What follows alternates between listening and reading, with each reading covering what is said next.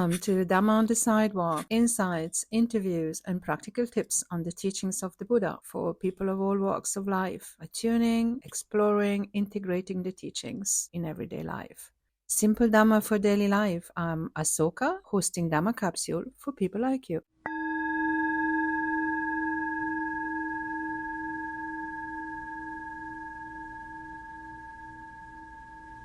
Welcome to Dhamma on the Sidewalk.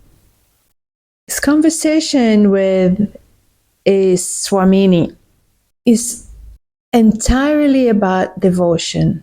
How someone comes to give his or her own life, in this case, Swamini, Vishwa, Nireeshwari, Lakshmi, Priya Mata, is entirely dedicated the past 5 years of her life to Bhakti, the Bhakti movement, from Guru called Paramahansa Sri Swami Vishwananda, from the Bhakti Marga, based in Germany,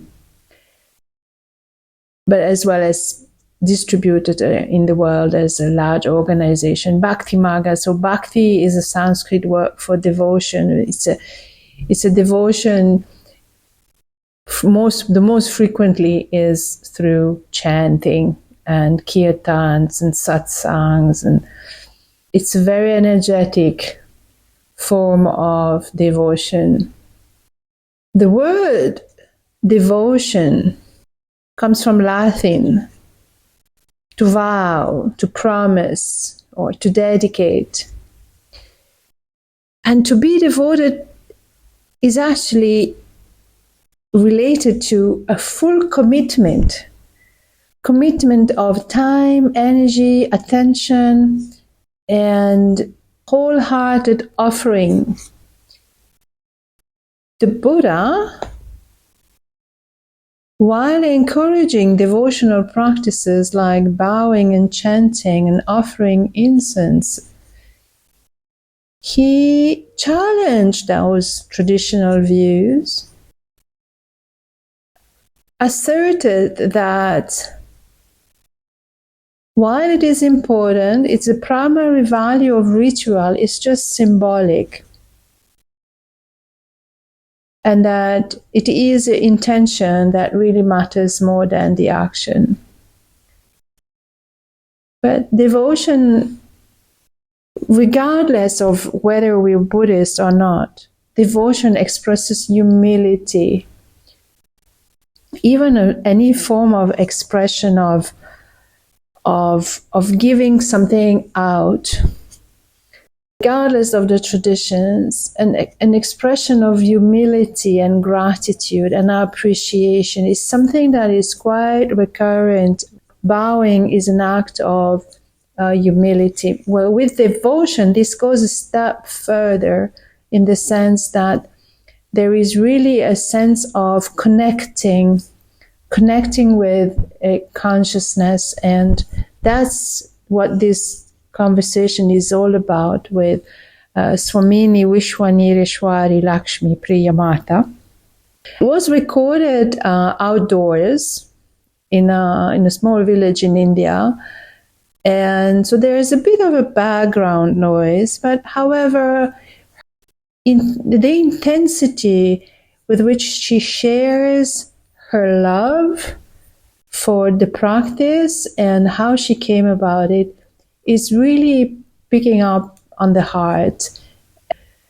As she says in various different ways, that we don't really practice devotion to get something in return. We practice it for its own sake, as a complete offering of our heart. And she does this with honesty and integrity.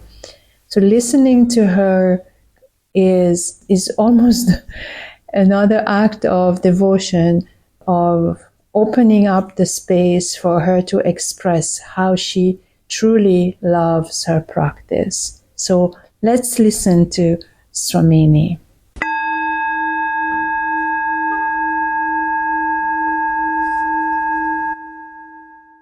It just so happened that through so many years of working in the airline with thousands of people, I was just so saturated with all the energy and everything, which was fine. I loved it. I loved serving them.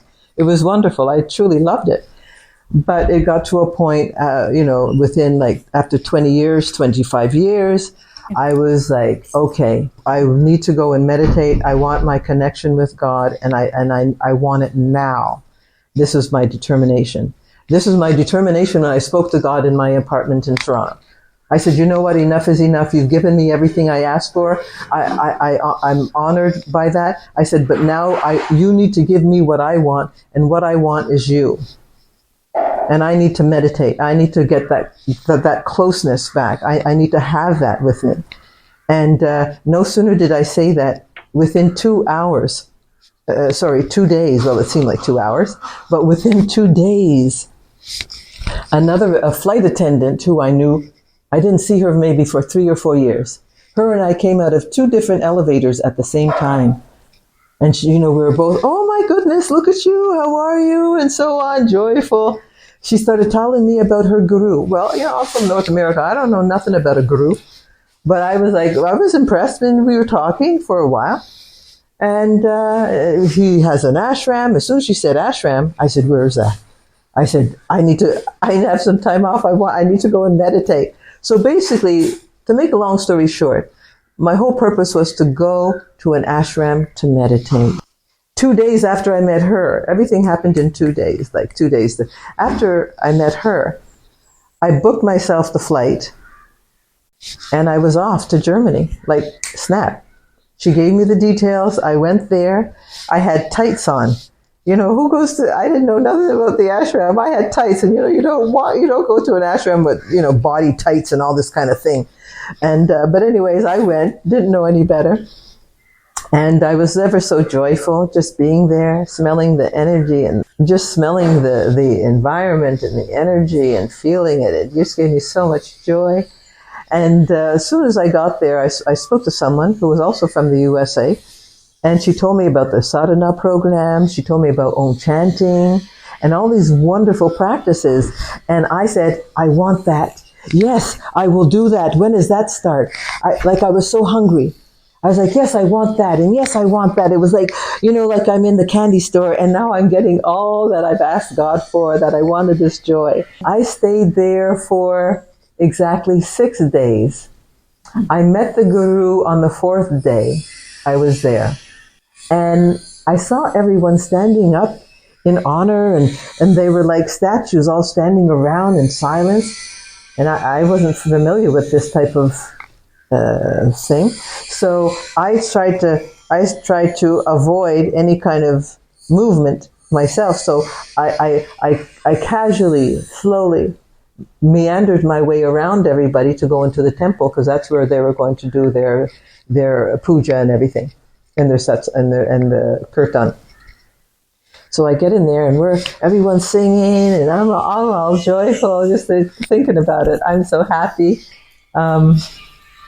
I was ever so joyful and happy, and then afterwards, when it was all said and done, there's a dining room where everyone comes and sits and have a little soup, some bread, and it's light. It's a light dinner, right? So I went in there, and I was eating with the residents, and next thing I hear, there's a Swami that comes in. He looks at me, and he points to me, and he says, Guruji wants to see you. I look around like, who the heck is he talking to? He said, the Guru wants to talk to you. I said, I don't know anything about, what am I to say, blah, blah, blah. And I was kind of nervous, because I'm like, why? I don't know anything. But as it turned out, it was the most amazing expression of love, of opening up right away. I was there. I was finally there. The presentation of being was there for presence. me. Yes, the presence of and being. Belonging. Yes, was absolutely there. There was no doubt. There was no question. There was nothing. So what practice is all about now? It's been 5 years. What does this practice involve? Bhakti? So chanting? It was the bhakti for sure, because the bhakti is glorious. It's all about the devotion And the devotion is that, the devotion is your heart being given. For me, it's an offering. You've given to me. I'm offering it back to you. I love you so dearly. I'm giving it back to you. I want to give it back to you. That was my offering. It meant so much to me. Well, not so much to me. It was my life.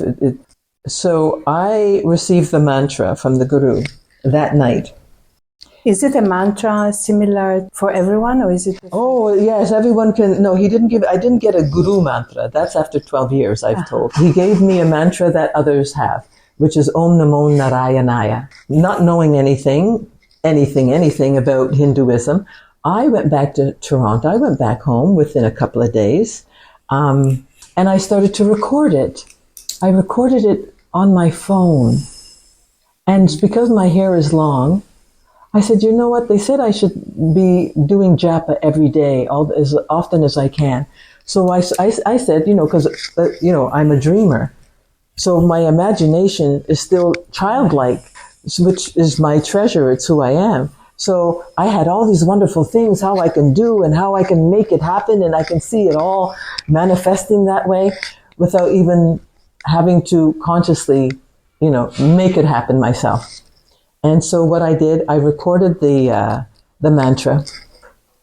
And when I went to work with all these thousands of people coming in and out of an airport, I was hearing him, because I recorded it from the CD at the time, and I was hearing him sing, Om Namo Narayanaya. And I heard this day in and day out. I listened to that mantra for 3 months. I had my earphones on when I was sleeping. I had my earphones on when I was at work. I had the music. I took the earphones off, of course, when I took my shower or bath or whatever, but the music was still playing. It was beautiful. Since then, that's it. That was 5 years ago. Actually, that was 8 years ago when I met him initially. And that was in January, I met the Guru. And by June of that year, he told me, I'm going to make you my Swamini. And I said, of course. And because he told me, which I didn't know, I didn't even have the mindset of thinking when he said this. One of the words that he said to me very strongly when he first met me is that you're ready. And I didn't have the mindset of knowing even to ask him, what do you mean by ready? I didn't even have my mind was completely empty of any question, any doubt, is it right, is it wrong, are you my guru, is this, that? There was no question, how, when, who, where, what. And he said, in retrospect, in 8 years or 5 years, I'm like, I was so silly, I didn't even know what he meant by ready. And he has shown me through this path that he's given me what ready really means. And ready is the devotion to know that if God is giving you the journey, you step into it without a doubt. And because he has placed that in front of me, the Guru has placed that in front of me. Now it's time to go here. I was like, how fast can I get there? So from Canada, you ended up in India. That's what you mean. Yeah. Yes. So go to the source, go to the roots. Yes. And there's a root guru there? This is a Satguru. Is a Satguru. He's the Satguru based in Germany. And so now I don't speak any Indian languages. I don't know any Indian people. I don't know the culture. I'm not really familiar with Hinduism or anything because I'm still in the process of learning because it's a lifetime journey. It's not a fast foods McDonald's journey. I'm still there, daydreaming, going through it. But even before I left Toronto, when I retired from work and I came immediately, he told me in 29 and I was in India in 2019. He told me in 2019 to go to India. And in 2019, I was in India. You were in India and you've been in India since. Absolutely. And what's the message? To love, really and truly, to love. And the love that I had experienced being in isolation for 2.5 years, being in Vishakhapatnam because of COVID and everything else. There was no Sangha, There was no one there, nothing. I was like sannyas on my own, by myself, which I loved, by the way. And what I experienced, was beyond this love that we consider love, because that love that the Guru is talking about is the love of the higher consciousness. There's so many levels of consciousness, I know you know, but this love brings you to the ultimate consciousness. And he gave me the snippet, the grace, to experience this snippet of love. And this love is what God is, this purity, this essence. And I was able to, he gave me a taste of it. He gave me a smell of it. He gave me a hearing of it. He gave me a vibration of it. And it just permeated everything. The love absorbed me. I didn't absorb the love. That's how, when you're in that consciousness, the love absorbs you. You don't absorb it. So from that conversation you had in your flat in Toronto, one day, this enormous gateway opened and completely transformed your life. Totally, completely. And when I moved to India, everything was laid out for me. The apartment, the journey, the people. Aligned. Yes, completely. And at one point when I was in Visakhapatnam, after about 2 years, anything I thought of would happen, would manifest. People, things. I would say, gee, you know, maybe I should do this, maybe, and all the things would happen, open. Then I said to myself, because I have no desire or need for anything, and I had to tell my little mind, don't think of anything, because you know, if you think, it's going to be given. I said, so shh, don't think of anything, okay? Don't think. Let's just eat our fruit. Let's just live the life. Let's smile and listen to kirtan and pray and be so grateful to God. And this is how I live day in and day out. That I was feeling, even the mantra was outside of me. Here, I can hear it outside of my body, outside of this consciousness within my body. It started to emanate itself outside of my body. Yes. Thank you for sharing. Oh, you're so welcome. Really, thank you for sharing. It touched my heart, and I hope it touched the heart of many, because there's a power. We all know that in spirituality, there's a power of spiritual, and when you know it, you know, you can express it in many ways. Every one of us has a way to get somehow out there and express it. But here, you accepted to go further, and I'm sure that there has been a lot of healing and letting go that has happened into that journey. Well, you see, with this journey, there was no concept in my mind what can be healed. Like there was no thought of it, like not even a thought of it. Because I'm already absorbed in it to such a degree that it's absorbing me, that I don't have this mental thought that I did when I was in the world, doing the worldly things and enjoying the worldly things, by the way. There's no doubt. When I met the Guru is when things just completely changed, that there was such a gratitude to say, oh my goodness, I don't have to think that way anymore. I don't have to be that way. I don't have to. It just flows. It's just incredible. Life in India facilitated it. It facilitated it up until even the beginning of this year. I just looked outside one day and I said, I used to think that India was my home. And I said, it's not even my home. I said, this place is not even my home. I said, I have no home. I said, this is wonderful. The Guru is my home. I used to think, okay, Canada was my home. Okay, India is my home. And then I realized, India is not even my home. Swamini. And your friend? She's Swamini Janani.